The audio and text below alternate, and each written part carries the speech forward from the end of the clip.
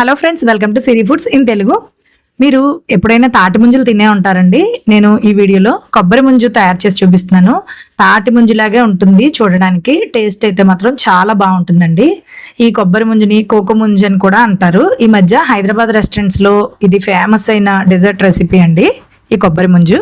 Stove పైన ఒక గిన్నె పెట్టుకుని దాంట్లోకి 1 లీటరు కొబ్బరి నీళ్లను వేసుకోండి. అరకప్పు పంచదారను వేసుకోండి. స్టవ్ ఆన్ చేసి పంచదార అంతా కరిగేంత వరకు దీన్ని ఇలా కలుపుతూ కొంచెం సేపు మరగనివ్వండి. పంచదార అంతా కరిగిపోయిన తర్వాత దీంట్లోకి అంటే ఇది జెల్లీలాగా మారడానికి 1.5 చెంచాల అగర్ అగర్ పౌడర్ అని దొరుకుతూ ఉంటుందండి, సూపర్ మార్కెట్స్లో దొరుకుతుంది. ఈ అగర్ అగర్ని 1.5 చెంచాలు వేసేసి ఒక్కసారి ఎక్కడ ఉండలు లేకుండా ఈ విధంగా కలుపుకుంటూ ఈ కొబ్బరి నీళ్ళని కొంచెం బబుల్స్ వచ్చేంత వరకు మరగనివ్వండి. అసలైతే కొబ్బరి నీళ్ళలాగా తాగితేనే మంచిదండి.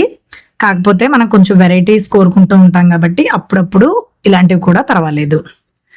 ఇలా బాగా బబుల్స్ వచ్చేంత వరకు మరిగిన తర్వాత స్టవ్ ఆఫ్ చేసేసి దీంట్లోకి సన్నగా లేతగా ఉండే కొబ్బరికాయలని సన్నగా పొడవుగా ఈ విధంగా కొంచెం ముక్కల్లాగా కట్ చేసుకోవాలి. మనం కొబ్బరి నీళ్ళు కొనుక్కున్న చోట కొబ్బరి తీసిమంటే వాళ్ళు ఇస్తారండి. ఆ ముక్కల్ని కూడా దీంట్లోకి వేసేసుకుని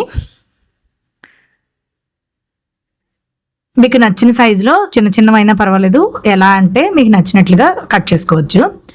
ఇలా ముక్కల్ని ఆ నీళ్ళలోకి వేసేసుకుని ఒక మౌల్డ్ని తీసుకోండి. కేక్ టిన్ అయినా పర్వాలేదు, లేకపోతే గాజు బాక్స్ ఏదైనా అయినా కూడా పర్వాలేదు, ప్లాస్టిక్లో కాకుండా. ఇలా వేసేసుకుని నేను ఇక్కడ చిన్న కప్పులో కూడా తీసి ఉంచానండి.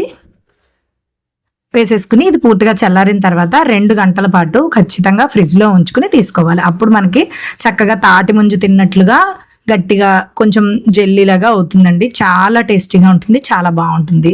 ఎప్పుడైనా ఒక్కసారి ట్రై చేయొచ్చండి. 2 గంటల తర్వాత తీసి మీకు చూపిస్తున్నాను. చూస్తున్నారు కదా, తాటి ముంజులాగా చూడడానికి ఎంత బాగా వచ్చిందో ముక్క. చాలా టేస్టీగా ఉంటుందండి.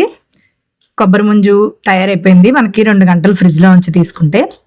ఈ వీడియో చూసి మీరు ఈ రెసిపీని కొబ్బరి ముంజుని ఇంట్లో ట్రై చేస్తే మీకు ఎలా వచ్చిందో నాకు తప్పకుండా తెలియచేయండి.